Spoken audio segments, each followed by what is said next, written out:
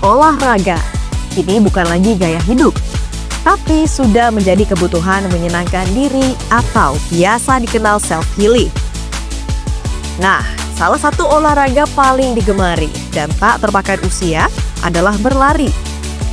Kini, lomba lari menjamur dari level kota, nasional, bahkan kelas dunia.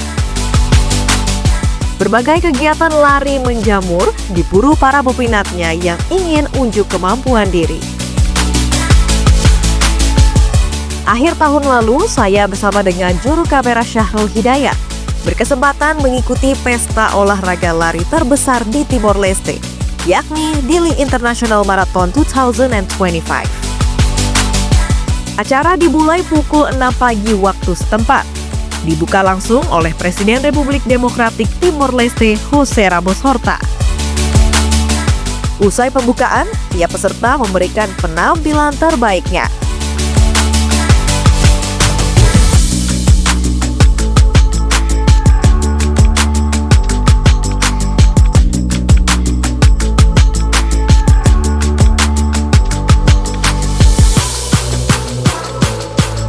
Setelah para pelari ini menyelesaikan maraton, momen yang ditunggu adalah pengumuman dan pembagian hadiah bagi para pemenang sambil menikmati hiburan.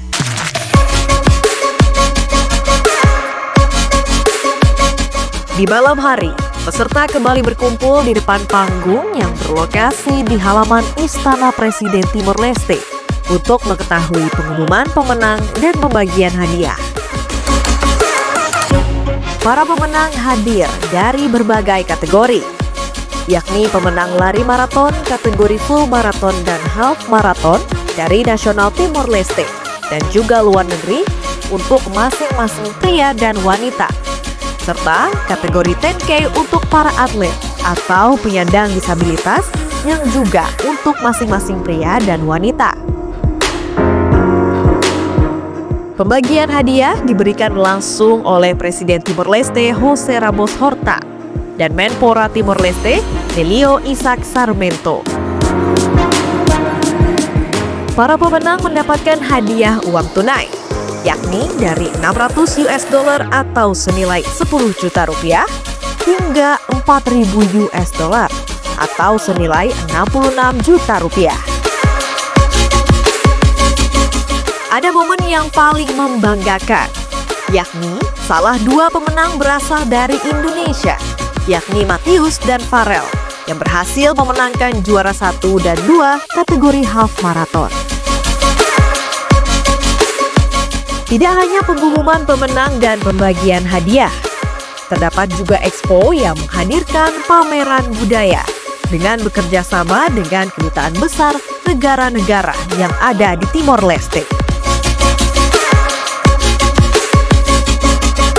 Pada expo tersebut, ada banyak perwakilan kedutaan besar negara yang ada di Timor Leste yang menghadirkan dan menjual sejumlah gastronomi dan barang-barang khas negaranya, seperti pakaian, pernak-pernik, hingga cenderamata yang dapat dibeli dan dibawa pulang oleh pembeli. Selain expo, terdapat pula penampilan-penampilan hiburan yang juga ditampilkan dari perwakilan kedutaan besar negara di Timor Leste, seperti penampilan musik band dan solo, tarian, showcase memasak, dan penampilan-penampilan lainnya.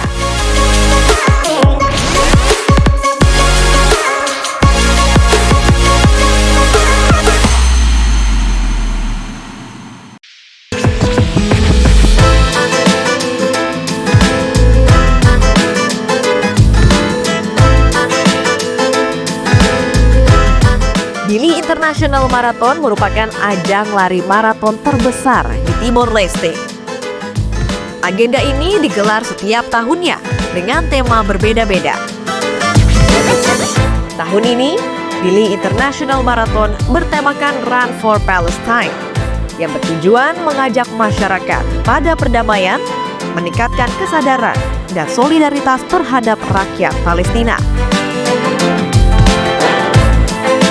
Satu hari sebelum acara perlombaan Dili International Marathon, saya berkesempatan untuk mewawancarai langsung Presiden Republik Demokratik Timor Leste, Jose Ramos Horta, di Istana Kepresidenan Timor Leste. Pada sesi wawancara tersebut, saya menanyakan seputar Dili International Marathon. Terlebih, apa makna yang ingin ditujukan, disampaikan, serta posisi Timor Leste pada konflik yang terjadi antara Palestina dan Israel. Okay, but it is about the event. But politically, where's the position of Timor Leste between what's happening right now between Gaza and Israel? We, like many other countries, we recognize, we support the two-state solution, meaning Israel with the right to live in safety, in security, and the Palestine to be an independent state living in safety and security. The two states, hopefully, once the Palestinian state is created, is already recognized by majority of the countries in the world. Palestine is not that no country is recognized. More than 100 countries have recognized Palestine as an independent state, but they are not able to exercise the authority in the two portions of Palestine, Gaza and the West Bank. But I hope that at one time, sometime in the future, they will establish diplomatic relations, reconcile as people, normalize relations, and the two peoples, Palestinians and Israelis, live in peace with each other. Okay. Setelah menanyakan perihal Dili International Marathon Run for Palestine, saya juga menanyakan beberapa pertanyaan lainnya, khususnya mengenai kerjasama bilateral antara Indonesia dengan Timor Leste hingga perkembangannya. Unfortunately, two ideas that emerged from my meetings with President Widodo Jokowi during my official visit to Indonesia in 2022. One was President Widodo owned idea, the development of a joint industrial zone along the border, East and West Timor.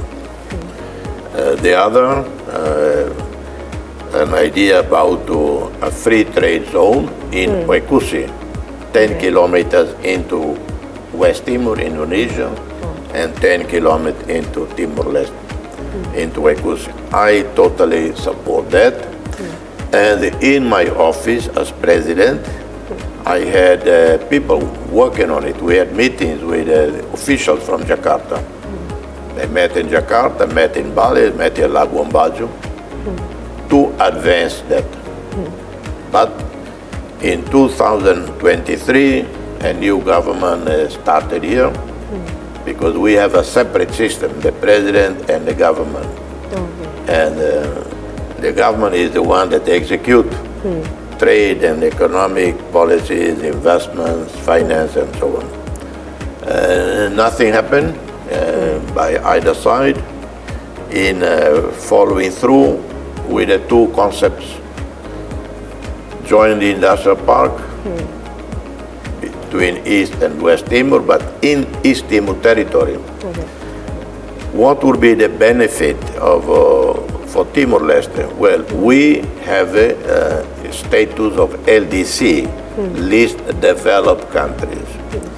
And for Timor-Leste, as a least developed country, we have some privileges in export. For instance, anything produced in Timor-Leste using local content, it has to be 30 to 40% local content. We can export tariff-free to Australia, Korea, Japan, China, to the European Union. So it's a huge market open to anyone investing in Timor-Leste. We can export tariff-free. But there is one condition. It has to have 30 to 40% local content. So Indonesian companies could establish in East Timor territory. They would come with capital investment, they would come with know-how and equipment. Timor-Leste would come in with natural resources, whatever we decide to do. Then it is labeled made in Timor-Leste, Timor-Leste product, benefiting from the tariff-free granted by the European Union, by Japan, by Korea, and so on, with export. Because Indonesia has already exceeded its quota. That's the idea, the reason of the joint industrial park. The free trade agreement for the park in joint free trade area in Wekusi, going over to West Timor, 10 kilometers each side, is something slightly different. It is a free trade area where any company, you come there and become a big bazaar, big market, and the people from Indonesia, from NTT, they can come there, buy cheap, no tariff, and Timor-Leste also can come there and buy to supply to the business in Timor, the consumers in Timor, and so on. Unfortunately, this has not happened during the mandate of President Jokowi. Pada bulan Oktober 2025 lalu, Timor-Leste juga secara resmi bergabung dengan ASEAN sebagai anggota penuh ke-11 setelah proses penantian selama 14 tahun sejak pengajuan pertamanya pada tahun 2011.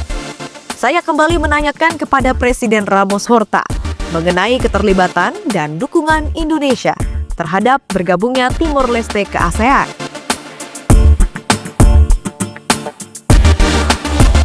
Indonesia has been very supportive from day one, since 2011, when I, as president at the time, submitted a letter of application to join ASEAN at the time when President Susilo Bambang Widjono was chairman. Indonesia was holding the rotating chairmanship of ASEAN. Of course, joining ASEAN is not like an automatic privilege. Normally, in other countries, like regionally, like in Africa, for instance, the moment a country is born, you are African, you join the African Union. It's a birthright. With ASEAN, it is not birthright. Birthright is a criteria, meaning a country to join ASEAN has to be in the footprint of Southeast Asia. So Timor-Leste is eligible, was eligible, because it is in Southeast Asia. That's number one criteria. But then there are conditions which even the European Union imposed on the newcomers from Eastern Europe and so on. They have to go through 10 years of preparation, adaptation. So we have had 10 years of hard work to be eligible to join ASEAN. And we have done so. We have signed endless treaties, agreements that are necessary both for WTO accession, which we joined, World Trade Organization, we joined already in 2024, and that was also a process, took us 10 years of preparation. Having completed the WTO accession was easier to join ASEAN because 75% of the ASEAN treaties are the same as the WTO. And the ASEAN countries, Indonesia in particular, but also others, have provided us with dozens and dozens of scholarships for training to upgrade our politicians, civil servants, and so on.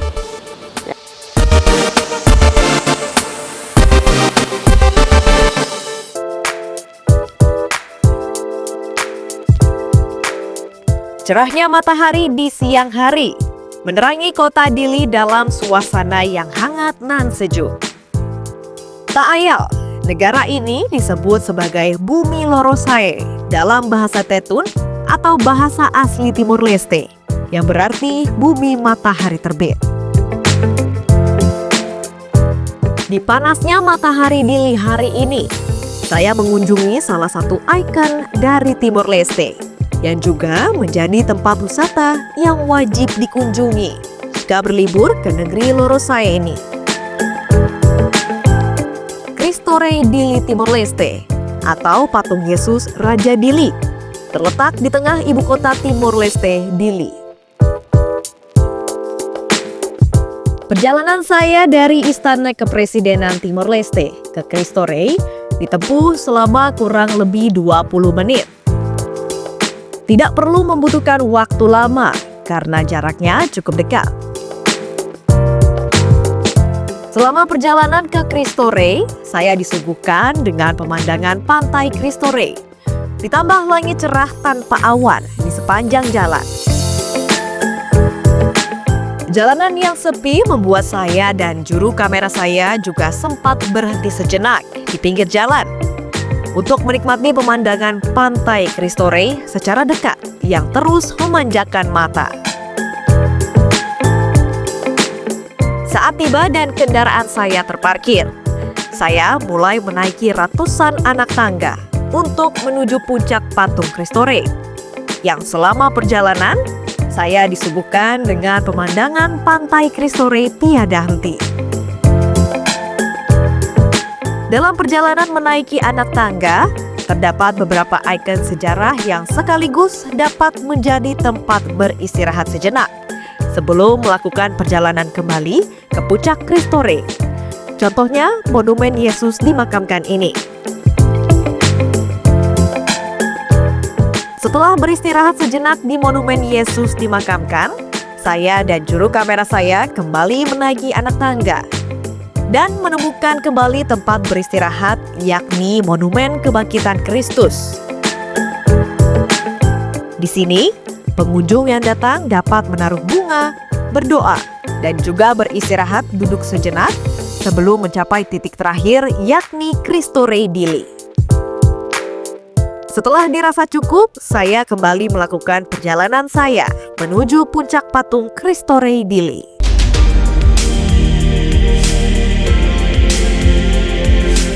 Setelah menempuh lebih dari 500 anak tangga dengan waktu kurang lebih 20 menit, akhirnya saya tiba di patung Cristo Rei Dili.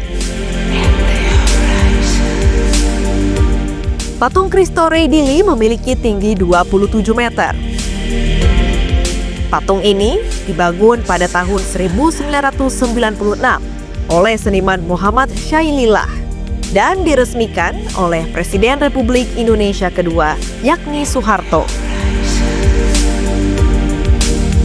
Patung ini terbuat dari tembaga yang memperlihatkan Yesus Kristus yang sedang berdiri di atas bola dunia. Terletak di ketinggian 90 meter di atas permukaan laut di Teluk Fatu Chama. Patung ini diartikan sebagai simbol perdamaian dan harapan. Dari atas, terbentang pemandangan kota Dili dan pantai Cristo Rei dengan pasir putih, laut biru, dan perbukitan yang sangat memanjakan mata. Membuat saya sangat bersyukur atas keindahan alam yang telah Tuhan ciptakan. Sambil berjalan-jalan di sekitar Cristo Rei dan berfoto, angin sepoi-sepoi turut menemani perasaan bahagia saya, yang membuat saya betah untuk berlama-lama di atas sambil menikmati pemandangan.